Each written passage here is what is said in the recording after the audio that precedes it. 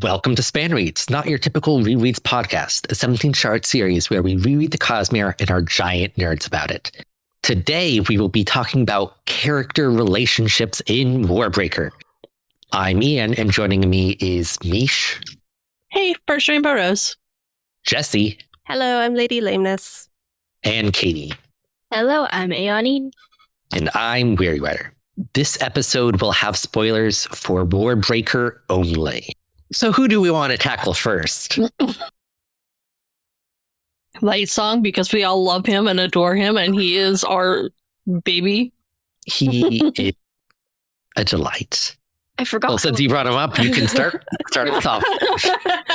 He is delightful and so much fun to journey with. I loved how much of what how often he would dismiss his divinity. Mm-hmm. Well, just moments before having had something that proved that he was something more than ordinary. You know, he mentions having a dream, and then in the next scene, he's like, "Oh, I'm nothing." But having reread the book, we know that the dream actually is relevant to what's going on. Or like the scene where he sees Shashara and Nightblood in the painting. Mm-hmm. And there's and Lamar is like, it was just a bunch of red, didn't really see anything. Mm-hmm. Yep. And the two of them being like, yeah, we're not going to talk about this anymore. Don't burn that painting. I like it. I'm going to keep it. There's definitely a lot in this book specifically for rereads, because the first read through, everything's so much of a mystery. It's like, well, is Lightsong really a god, or is he right? You just don't quite know. But rereading it, you know the dreams are prophetic. You know that the painting, he's actually seeing something in it. So there is something to his divinity there, and it's fun to pick up on those little bits that before were just kind of big question marks. Yeah, and it's fascinating. It's really a matter of confidence. He doesn't believe he's a god, but Lalarmar does. The other gods mostly view him as the best of them, but he doesn't see it. But he does view every portrait, every sculpture. He listens to every petitioner. He does all of the things a god is supposed to do. He just doesn't think he's a god. And that's fascinating. Where else do we get a god that doesn't believe in their own religion? I forget, I go back to this book and I've forgotten how much Lightsong is exactly my type of character, because I love him so much. He's amazing. The whole thing about him, it hits so hard when he's the whole thing with him and the petition line. When he's just I could help these people. I have the capability to help one of these people, and I can't do it because that would kill me. I love that struggle so much, and I love his feeling and how I'm not being coherent right now because I just love him. Right? I love his banter. I love everything. He takes it so seriously, but at the same time portrays this attitude of I don't care about any of this, and that's why it works that he takes the actual duties so seriously, because he doesn't care about the politics. He doesn't care about being worshipped. He's an interesting kind of character, and I kind of want to. This references Wheel of Time, but it is not Wheel of Time spoilers, so nobody can be mad at me. But Brandon had a hard time writing Matt in his books, because Matt's a very interesting character that thinks one thing, says another, and does a different thing.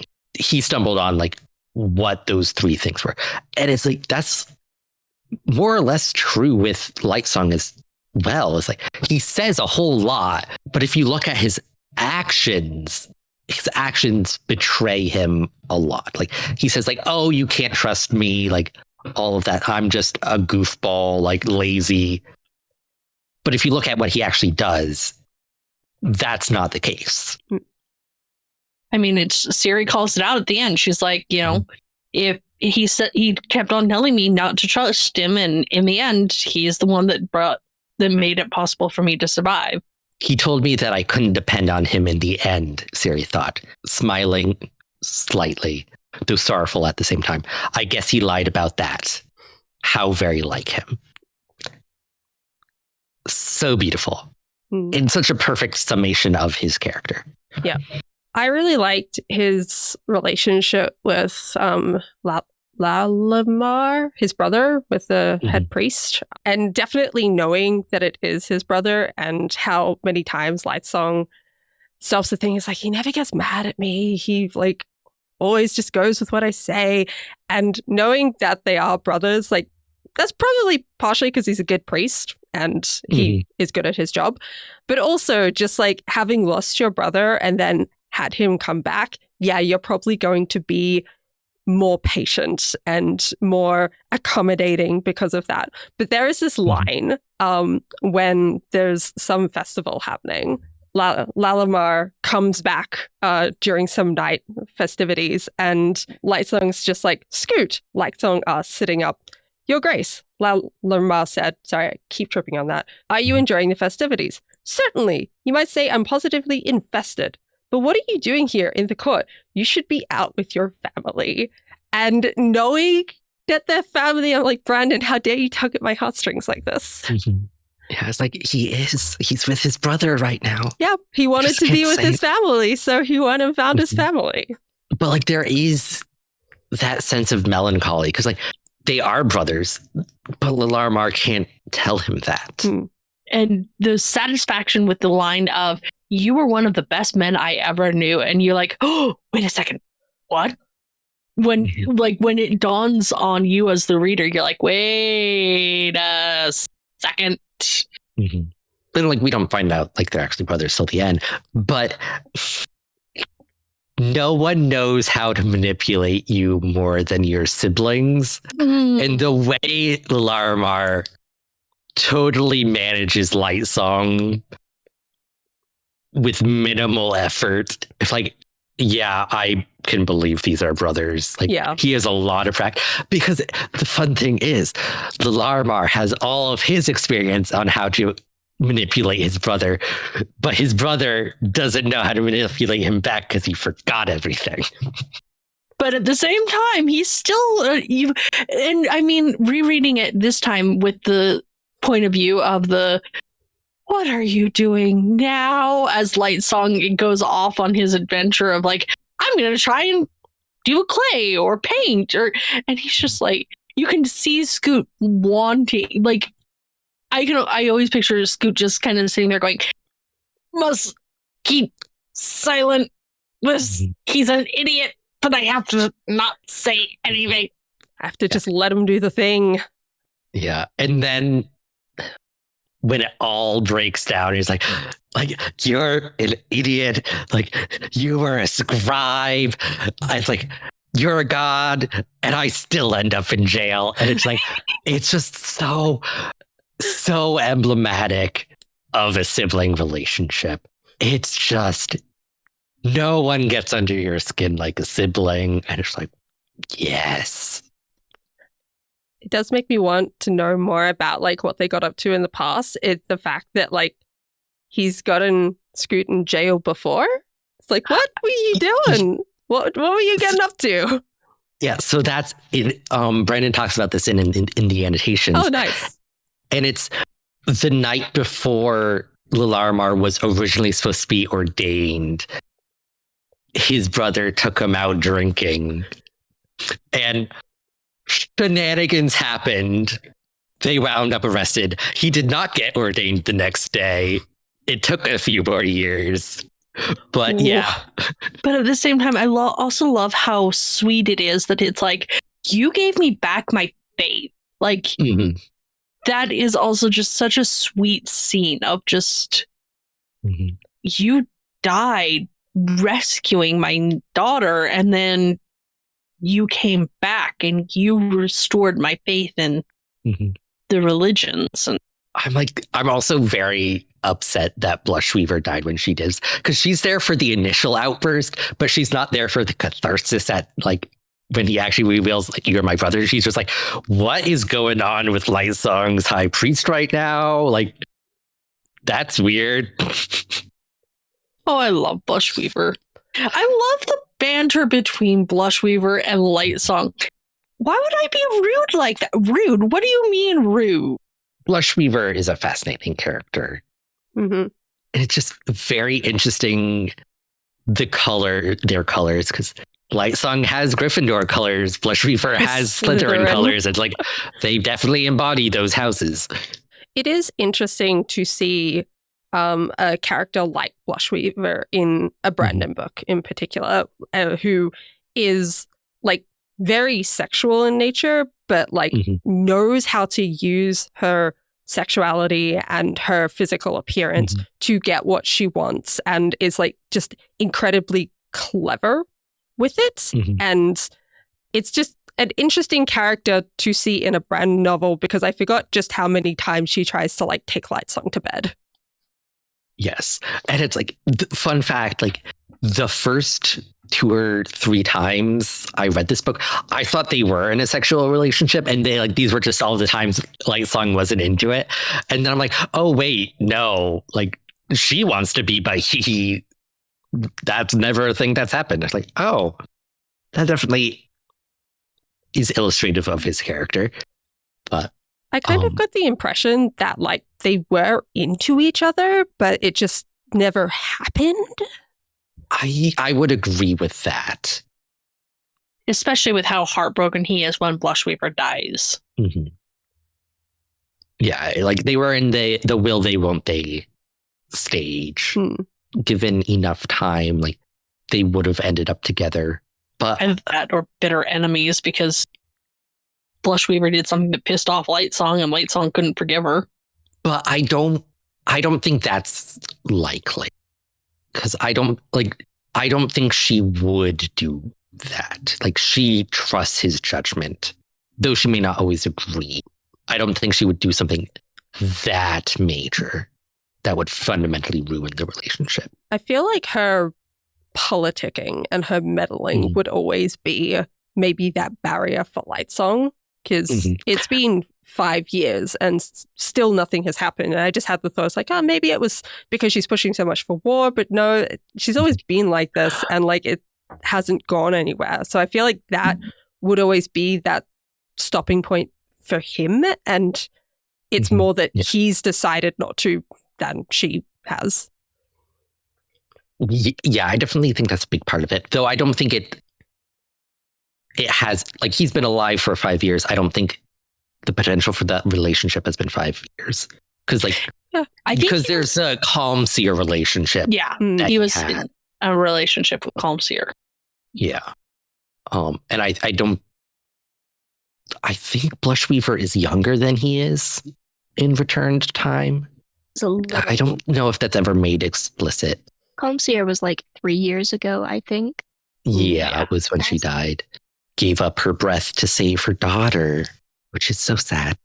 But wait, that comes from the annotations, I assume? It's in the annotations that like the person like she heals with her breath was like her actual daughter. Oh, did she not in the annotations for this one? I could see it being a case of just like Lightsong had that breakthrough moment that he knew. Probably she had a breakthrough moment that she knew right then that, okay, this is why I came back. Yeah, so it's she didn't give up her breath because of what Lightsong assumes, that she felt so guilty for not being able to do more for people. Instead, she saw her daughter come through the petitions line. The woman was brought by her husband, who felt he had no other option. His wife had the same disease Calm Seer had.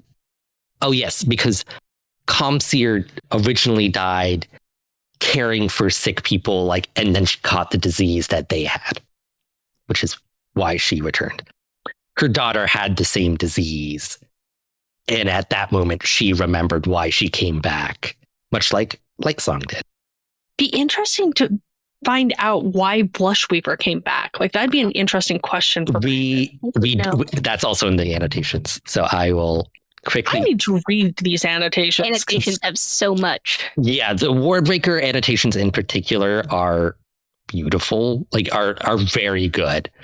Her motivation for returning was like she didn't want Tertullier to fall to invaders, but her death was she was a powerful merchant in the city and very well known, and she was assassinated after denouncing a group of dye merchants she worked with for their deceptive and criminal practices. Her testimony ended with them in jail, but it got her killed, which is why she got the title Blushweaver the Honest originally. And actually, and she campaigned to get it changed to Blushweaver the Beautiful through some clever politicking. Many think of her as the goddess of love and romance, though that technically isn't true. It's just the name and persona she's crafted for herself, as she saw that as a position of greater power. She actually toyed with going the opposite direction, becoming the chaste goddess of justice and honor. However, in the end, she decided to go the direction that felt more natural to her. Fun.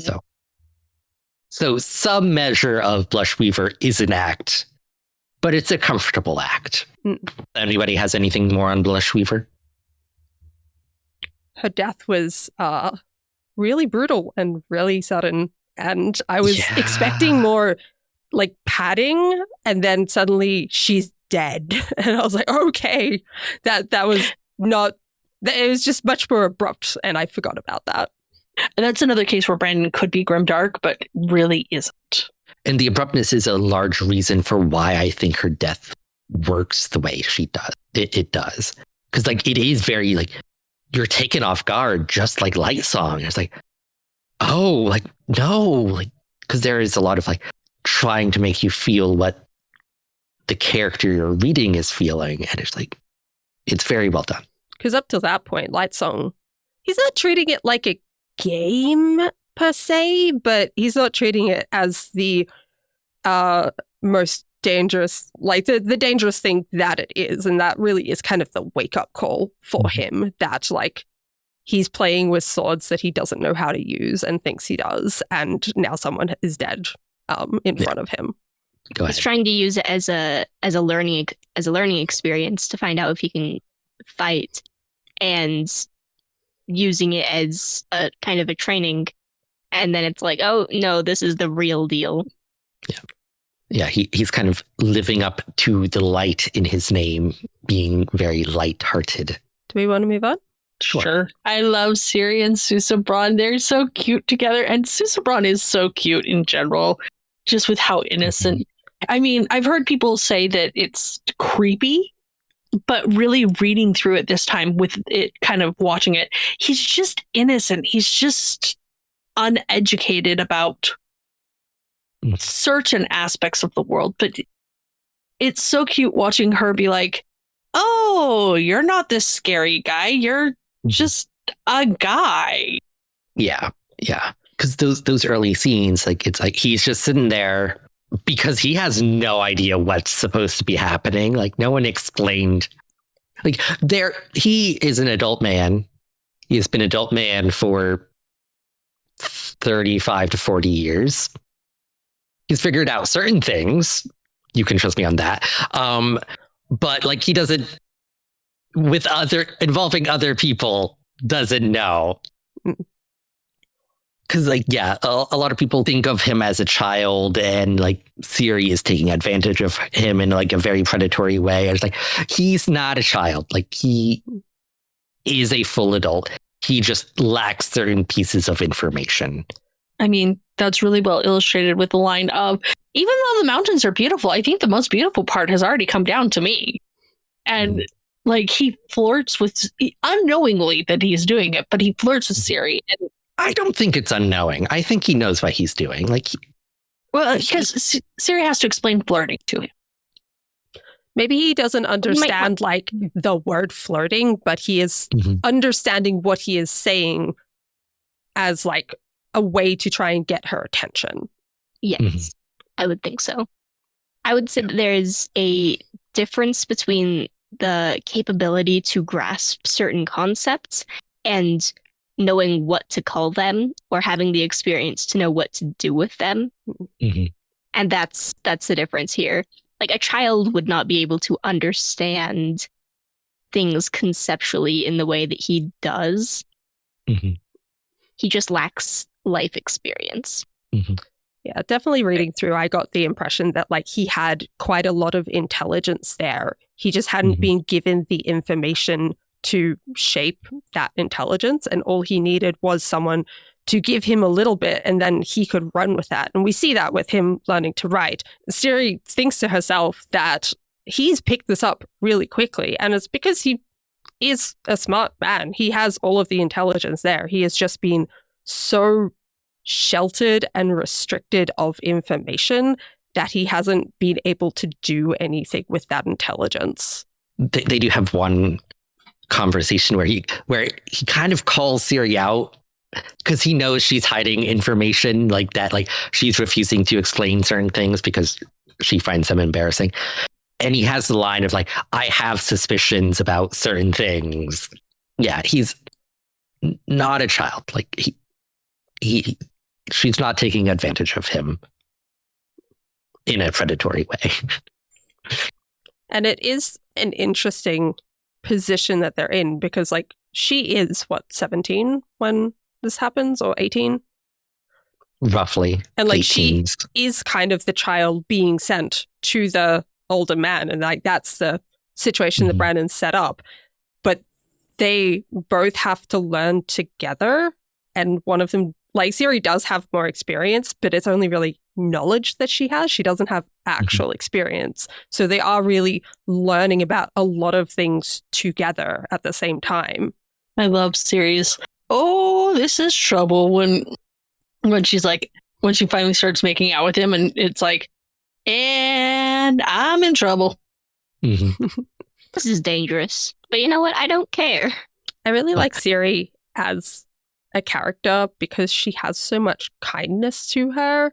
And Yeah. there was just so many little bits in this book of that coming forward. And like even at the beginning, like she's just like that carefree, like young adult who everyone kind of likes because she is so happy and nice and like helpful to people.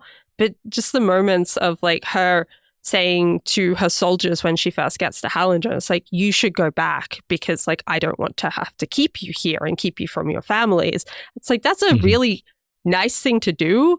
It might be a naive thing for you to do, but it is really like kind as well. And then even Vivenna, like her memories and her thoughts of her sister are of how kind she is to other people. One thing I did notice is that in fan art, Siri is depicted with blonde hair a lot. Yeah, it's because of the one, like there's one or two dresses where she is specifically described as having blonde hair. Yeah, but like the default, like the royal family generally keeps their hair is black. Because Vivenna remarks at the end, it's like, oh, like she's finally able to keep it a respectable black when she finally sees Siri again. It's like, oh, like probably she's black haired most of the time, or trying to be black haired most of the time. Like, don't really see much black haired Siri. I think it's just that like it's not pointed out in the book when she is using black hair, except for the moment with Trellides and like the moment at the end with Vivenna. And then the moments that are pointed out is like when her hair goes blonde because she's happy at the beginning, and goes white when she's scared, goes red when she's embarrassed. But we don't have that many scenes where it's like, oh, her hair is black and described that way. So I think that's probably why. And particularly Siri, like right at the beginning, like is just immediately described with blonde hair, like being happy in a field, and that kind of sets a tone. Yeah, it is like, I totally get why it is, but like she's the princess with magic color changing hair, and we're almost always seeing her with blonde hair. It's like, this is should be an excuse for fan artists to like do every color. Like, you're not restricted. It could be whatever you want. It'd be really cool to see a fan art piece of her hair color changing mid, like the scene where she is supposed to like wave her hair and have it change. That would be a really cool thing to see, like that transition in from one color to another. Yeah. Speaking of art and hair colors and like which sister it is, anyone who hasn't seen the UK cover of Warbreaker, it's a little bit difficult to tell who it is. So this is what it looks like. And because this person looks like it has blonde hair, a lot of people think it's Siri, but then she's holding a sword. It's like, is it Vivenna? But Vivenna doesn't often have blonde hair. And it's just a big question of why they decided to go with this.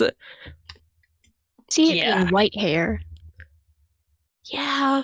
Yeah, it's kind of hard to tell because like the hair that's blowing in the breeze definitely looks white, and then the stuff at the front looks brown, and it's very much the UK abstract colors, except they've also tried to put a person on it. So who is that person? Yeah. Solution, it's Shashara. Yeah, I'll go with that. Yeah. Who theoretically also had the royal locks because Denth does. Yeah, like she must have. Like if Denth had them as well. Which is just I want more of the 5 scholars. I want to know more of their life. Please, Brandon, Secret History Warbreaker. Yeah. Wait, I thought that Denth's hair changing color was him going back to his natural coloring because of like when he dies. I thought that was just him going to his returned form. No, it cycles through colors. Brennan has been asked, and he has the royal locks independent of being returned. Oh, I did not know. See, from one of my favorite books, I do not know a lot of the Word of Brandon's or the annotations.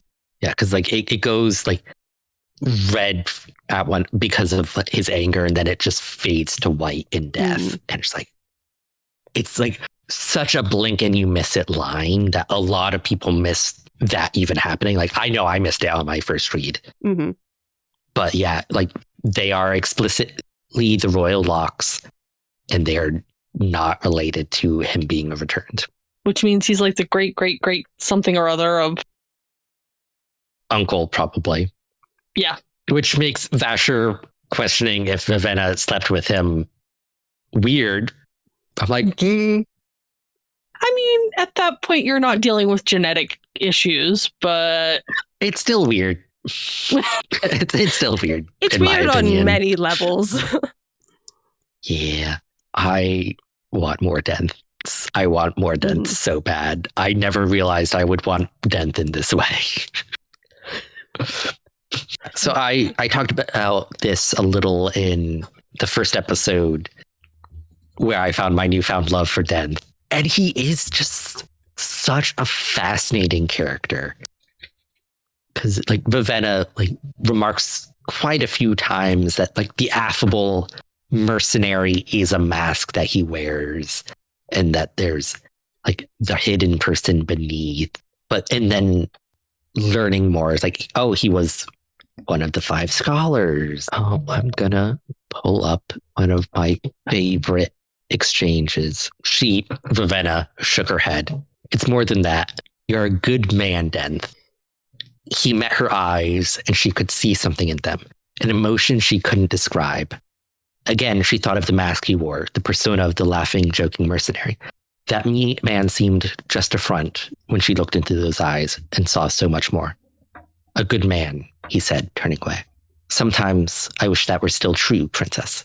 I haven't been a good man for some years now. There's another quote further along between Vasher and Vivenna that I think follows on really nicely from this one. You're not the first one he's taken in, Princess, Vasher finally said. Denth. He's a subtle one. A man like him can be evil to the core, but if he is charismatic and amusing, people will listen to him. They'll even like him. His corruption arc. Yep. Sort of thing. Like he is evil. He is a bad person now, but like he wasn't always. And like there's the part of him that remembers being a good man, and like I think he wishes he still was that person, and knowing that he isn't. He has the great line to Vivenna of like, everyone thinks they're the hero of their own story, and he 100% does not think he's the hero of his own story. No. Later on, it's during Vasher and Denth's fight.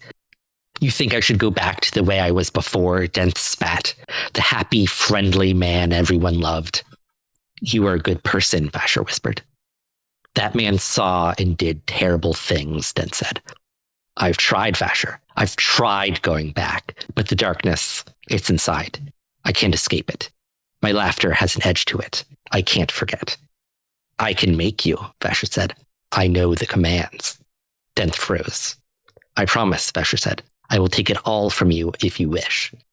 Denth stood for a long moment, foot on Vasher's arm, sword lowered. Then finally he shook his head. No, I don't deserve that. Neither of us do. Goodbye, Vasher. Yes. Yes. Give me the angst.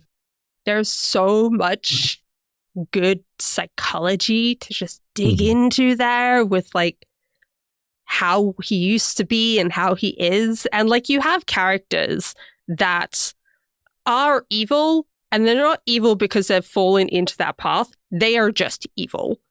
And Denth seems to be someone who was a good person that did bad things, but then took those bad things on as almost a badge of he is now a bad person because of it. And there's no way to recover. Anakin Skywalker. If you think Darth Vader likes being a Sith Lord, you are entitled to have an opinion I find incredibly boring. I think Darth Vader likes to be a drama queen is what I think. I think Darth Vader experiences an intense amount of self-loathing for the things he's done. Yeah. But yeah, it'd be really nice to get more backstory for Denth, Vasher, Vivenna, not Vivenna, Shashara, the other one, so that we could see more of this like psychological break between who they were and who they are. And same with Vasher, right? Like he sounds like he's always been like the grumpy old man, but there's probably been a little bit of changes over time. But he seems like similar to Denth. He did terrible things, but he never gave up on trying to do better, or at least like at a point tried to do better and has tried to continue to do better since that. If anything, he's turned himself into a martyr because he's like, I did these terrible things and now I have to spend my entire life making up. Like his entire arc in this book, he comments a couple of times that he needs to make up for the many war and starting the many.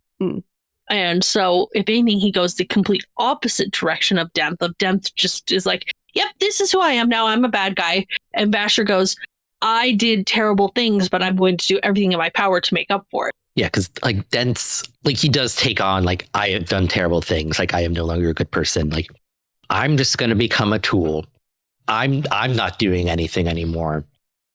I'm just a tool that people can use to get stuff done. He's kind of given up. Speaking of Vasher, I love Nightblood. I love the innocence of Nightblood and just, you're a sword, not a potted plant. Nightblood is just terrifying. I didn't really have much more words than that. Nightblood is just terrifying. Nightblood's too cute to be properly terrifying, which just makes him more terrifying because you're like, I love him so much, he would kill me in a heartbeat. No, I think that I would pass the test. I think that I would probably not run towards, I would run away. I mean, yeah, I think I would pass the test. I don't want to know. That's fair. That's fair. He's still scary, though. I remember seeing some fan art, or it might have been art for something else, that someone's like, wow, look at this like fan art, but like if it was Nightblood, and it was like this 6-year-old creepy boy, and it was perfect. I was like, that is Nightblood in human form, and I'm terrified. Yeah, not fun. Like, yeah. Like, fantastic concept for a character / magical object. 100% love that he exists in the Cosmere. Terrified of him. So I love the humor that Nightblood brings, and it makes me think about Lightsong's humor, and then all of the criticisms people have of Brandon and the fact that his humor falls flat. But every time people bring up Brandon's flat humor, they never bring up Lightsong and they never bring up Nightblood. I think they do. I've definitely seen complaints about their humor. See, I let them bring him up, but I disagree. Yeah. Yeah, Brandon's humor generally works for me, so. Also with Nightblood, we can kind of link this back in with the conversation before about Suzebron, and I think like looking at the way that Suzebron is set up as a character, with like the ability to do things and like make decisions and stuff versus Nightblood, who doesn't have like a high mental age and is a lot more childlike. And I think that's maybe a good comparison to show that Suzebron isn't really a child, because a child would act a lot more like Nightblood and just not understand at all. Do we want to talk about Vivenna? Yes. Vivenna is a very interesting character because she's very annoying to read for a good chunk of the book. And then she gets kidnapped by Vasher, and she's incredibly interesting. Because I did notice during like the first half of the book, like I would always end like my reading session when like I saw that the next chapter was a Vivenna chapter. I'm like, I don't want to deal with this right now. I'm just going to take a break. As opposed to the end, and I'm like, oh, this is super interesting. Like she's getting lore drops about the magic system. She's learning how to be a better person. And like, yes, this is interesting. This is worthwhile to read. I do wonder, both between the four of us, but also anyone listening, remembering back to like your first read or even like on a reread, how many people liked Vivenna from the start versus like partway through the book when she does start going through character growth? Because I know I didn't like Vivenna when I first read Warbreaker, and it did kind of make the book a bit hard to read when you don't like one of the main characters. But I did like her by the end, and I'm just interested if other people also had that experience. I have no memory of my reaction to Vivenna originally. It's been a hot minute. Yeah, it has been a while since like middle school, whenever I read that. But remembering my first few rereads after that, I actually wasn't annoyed by her. I'm pretty sure I found her relatable for at least part of it, and part of it at the beginning, for her just general unease and disgust about Hallandren society and how she reacted to it.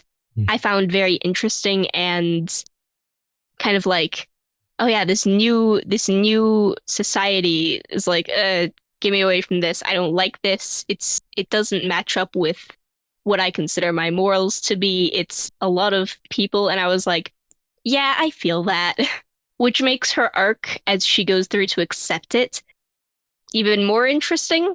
It'd be really good seeing more of Vivenna and like how she goes on in the future, because I feel like she's probably still got some of her original ideals and morals. It's just she's viewing them differently or like applying them differently to the world, and we just need to get more Vivenna to see that. Like, I don't think she's just dropped everything and moved on. That doesn't seem super realistic, but seeing her have to adapt and seeing how that changes in the future would be very interesting. Yes, I hope so. Yeah, I don't remember how I first felt about her. That was 2007, and that's a while ago. To be fair, I also was reading a chapter at a time, so I didn't get the choice of whether or not I liked Vivenna. I just had to like Vivenna because we got one chapter each week, and if we didn't like the character, well, tough it out and read it. And also reading a chapter a week, each chapter is a huge cliffhanger, and you just want more. For people who were not around back then, Mish, do you want to explain what you mean by all of that? Yes. So when Brandon first was working on Warbreaker, he actually released version 2.0, a chapter a week. I think it was like on Wednesday each week. He would just publish the chapter, and you could download it and read it and give feedback on the forums. Back then, it was Time Waster's Guide, and just kind of you got to see it. And then when at that point when he did revisions between 2.0 and 3.0, he gathered the feedback from the forums and implemented it. And then I think he just released all of 3.0 all at once. And Brandon's at various times mentioned wanting to do something similar for Nightblood, but he is in a massively different point in his career than he was when he was doing that for Warbreaker. Don't know how that's gonna work. If it's even gonna work. It'd be cool though. It'd be really cool. That'd be cool. And all of the versions for Warbreaker are still on Brandon's site, so people can go back and look at the 2.0, 3.0 versions if they want to read worse versions of the book. See what's changed. It's fascinating to see what has changed, what changed between the draft version and what the final published version ended up being. Yeah. I think this is a really good way for people to kind of see is like what debaters get and like the quality of that versus the final. Because I think sometimes people don't realize like that the betas generally are not very good quality sometimes. And Brandon is very good at revising and editing things and making things better. So if people want to know what it's like to be a beta and get an earlier draft and see what they have to deal with, then this is definitely a way that people can do it. Yeah. Read 2.0, read the comments on the forums. Don't judge me too much. I was 18. I've grown a lot, I promise. We've hit all of the characters in the list I did. Is there anybody else we want to talk about? The supporting cast is amazing. Every character in this book, I feel like, is like Parlin is a supporting cast, but he's such a distinct character. And Tonk Fa is a supporting character, but he's such a distinct character. And really, I think that by way of just characters, this is Brandon's, I think it's his strongest book by way of just unique characters. Tonk Fa is horrifying. Yes. Yeah. He scares me more than Nightblood. Yeah. I believe Brandon has described him as a waste of flesh, which is the most shade Brandon has ever thrown at any character. To be fair, Tonk Fa is a waste of flesh. Oh yeah, it totally deserved. It's just generally Brandon doesn't say things like that. There's one line where Denth says, like, if he had had a child instead of those pets, he'd probably lose it in a week. Haha. Looking back on that and thinking about it, it's like, I don't want to think about that. Yeah. Like, if Denth is the character that was good, that, like, fell into evil and just stuck with it, Tonk Fa is just, like, the character that was born evil and it's been evil the whole time and is completely fine with the fact that he does, like, atrocities and, like, he doesn't feel bad the way that Denth feels bad for things. Like, he just does them anyway. Yeah. Monkeys are boring anyway. It seems like all of the control is actually Denth, like trying to limit him instead of Tonk Fa just going at it and presumably would just go kill a bunch of people if Denth was not there. Yeah. Which does not bode well for Nightblood's book, because the very few things we know about that is that Tonk Fa and Jules are taking Claude to see his brother to see what he can do to make Claude back into our Steel. And also, yes, Steel knows how to make more Nightbloods. Yeah. I don't want Tonk Fa around the mad scientist man. No, thank you. I don't want them to team up. So technically, Denth was a mad scientist. Like, he was one of the 5 scholars. We don't really know what he did. He was a skilled swordsman. Don't know what he actually did. Are there any character moments that you think we missed? Put them in the comments. Thank you for watching. You can find us at 17shard.com for all the news, discussion, theories, and fun that you could ever want. You can find us on Facebook, Twitter, SoundCloud. You can leave us a review on iTunes. You can subscribe on YouTube. And you can also support us on Patreon. See you next time. Bye. Bye. Bye.